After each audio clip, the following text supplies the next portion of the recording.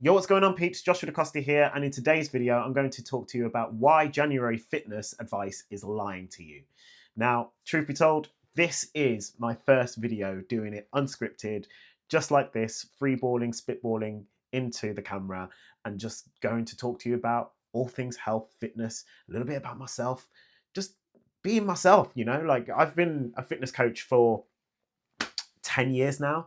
Alongside that, I've been an actor, and still to this day, I struggle to just sit down and actually talk to the camera with unprompted. But we're going to give it a go. And what I wanted to kind of talk to you about is a little bit of background about this time of the year. It's New Year time. January hits after the Christmas period or the holiday season in the US, like they like to call it there. But the most important thing is that you're coming out of a time when socially you are in a different way. You are in a different way from how you behave around your family. You are mixing in different seasons. Some of you might have had this flu. I had the flu that I got because of family mixing, social mixing. You're just in a different sort of situation where your fitness is not going to be the primary thing that you think about, for some of you anyway. And for me, even for me myself and my fitness clients as well, you know getting them to stick to their diet or making them focus on the right things at this given time wasn't necessarily the primary focus for them to be looking at dropping body fat. What it was for them is just getting through it, and being present at the same time whilst they're still kind of focusing on their fitness. But when January hits, you are going to hear so much noise with regards to what to do at this time of the month. How are you going to make this year your year? How are you going to make the most of this situation? And a lot of you will be bouncing back from a little bit of Christmas weight gain, a little bit of extra food in the stomachs, and you're going to want to start this year fresh and lose body fat. So the fitness industry knows this, and they tend to capitalize on that generically. January typically can be a busy month for myself. I'm having conversations on Zoom or Google Meets and just having one-to-one conversations with people who might be interested in one-to-one coaching with myself. And you get the same sort of things. It's like, yeah, I'm going to make this year the best year of my life, or this is the year that I finally get back into the shape that I was in once. And there's all kinds of things that you are going to absorb from a fitness industry perspective that is going to be somewhat just bullshit, if I'm being honest with you. Some of it will be useful information, like myself. I try and give useful information out there. Some of it will be information that is just not useful at all, or it might be just really confusing. So I just wanted to address what they are. Firstly, you don't need to do as much as you think. And a lot of the, within the fitness industry, or a lot of the things that you tend to do in January, because your motivation is super high, is that you try and flip the script. You try and change everything that you haven't been doing, or try and change everything that you have been doing, and then try and like flip that so that you are doing absolutely everything, right? And that only leads to burning out. This is why New Year's resolutions just are rubbish, basically. They just don't work for a lot of people. It's because they give themselves so much to do in such a short space of time, when really you should be just focusing on one small thing. A common thing from a dietary perspective would be to just give something up, give something up completely. And it's something that they genuinely enjoy, unless it's something that is, I don't know, if it's something that is going to, stop you from being happier, being a better version of yourself, stop you from actually, it might inhibit your progress, i.e., like alcohol, for example, then yeah, sure, dry January at this time of the year makes sense. I get it. But at the same time, it's a bit of a radical way. And a lot of people mistreat dry January as this one solution to kind of stop them from stop drinking altogether. Some people have success with it. They do dry January and then they go, oh, you know what? It wasn't that bad. I'm going to do dry February, dry March, etc. And then they end up, being 12 years sober. But, you don't necessarily have to do that in order to give up alcohol. But also with regards to diets, you don't necessarily have to slash your calories all the way down by eliminating foods that you do enjoy, that you've probably been eating too much of over Christmas, and then essentially try and stick to that year round. It's not really going to be a solution for yourself. One other common thing is that, you know, you do fasts as well. And we can go into the science of why fasting exists and like why it's actually a good thing or a bad thing. In my opinion, there's never really a real big need and desire, and there's not really a justification for needing to do it if your goal is to lose body fat in a short space of time. If your goal is to reset or detoxify, your liver does that. There's no need to you know, change anything to that drastic measure that would make you kickstart your fitness journey, unless it's like for religious reasons, but then you don't necessarily have to do it this time of the year. You know, like there's different religions that do it at different times of the year. You don't need to do things like that. And what fasting can do is like speed up like your repair system a little bit. But what also does that is just by actually eating in a calorie deficit, a slight calorie deficit, and eating less over time. So fasting is a little bit like overblown, detoxing overblown, giving up food groups entirely. Just no need to do that at all, really. The most important thing is just making sure that you are focusing on habits that is going to improve you by about 1%.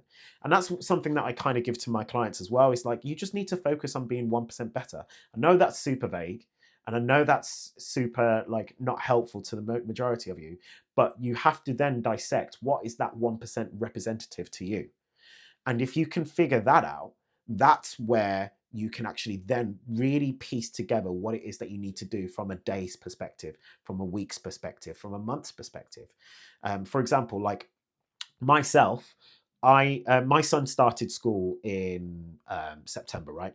He's 4, and my schedule used to be a lot different. It used to be, you know, I used to be able to work from home, work in an office like this, and you know, still be able to train during the day whilst managing childcare with my other half as well. She has a flexible schedule as well. She works full time, but she has a flexible schedule, thankfully. And you know, we're very much like a unit in that respect.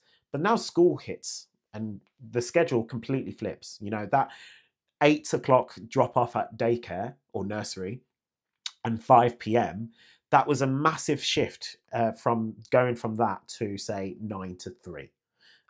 So I have to drop off my son by about 8:45 in the morning, and then I have to pick him up at 3 o'clock most days. If it's me, if it's someone else, then like my other half, or we've got family around. Thankfully, it takes a village to run a family, right? To raise a child. But yeah, the main thing is that I was struggling to kind of integrate my actual routine, including running a business, serving my clients, but then also making sure that I was, you know, able to go to the gym myself and get myself back into the shape that I was struggling to get into. But what I realized is that really a lot of that was kind of like smokescreen for excuses. My issue was consistency. And the reason why I wasn't being consistent was because I didn't have the systems allowing me to capitalize on the new routine that I'm stuck in. My son's going to school for the next foreseeable future, right? For at least 14 years of his life. And I want to be as present as possible whilst I'm still working on the business, working, coaching clients, and also just focusing on improving my health and being a good partner. So, what I decided as a New Year's resolution or as a new habit that was going to make me 1% better was to get up earlier in the morning. I get up at 5 a.m. every morning now. And that is enabling me to get up, go training. I have a bit of water, have a bit of caffeine, and I train fasted. You know, I train first thing in the morning fasted, nothing in me, and then I come back and have my first meal. And that alone, I mean, what? It's the 14th of Jan now, but it's enabled me to be consistent so far.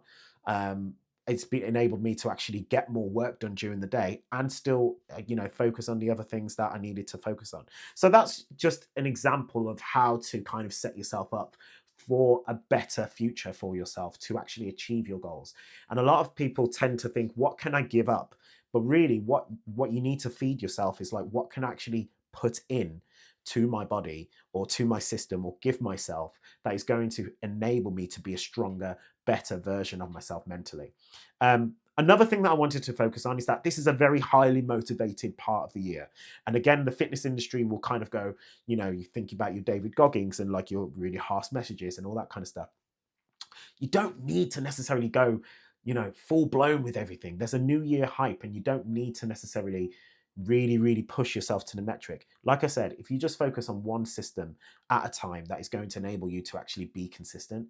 For some people, that might be tracking your calories for the first time, or tracking your macros, or getting back into that a little bit more so that you actually understand how you should be planning your food throughout the day. Um, some people might be going, you know what, I'm actually going to go to the gym consistently rather than just going to the gym 5 days for 1 week and then not training again for 2 weeks and then training again later. Try and actually think about making sure that you are doing something that is consistent to you. So not having this like perfect or nothing or all or nothing attitude.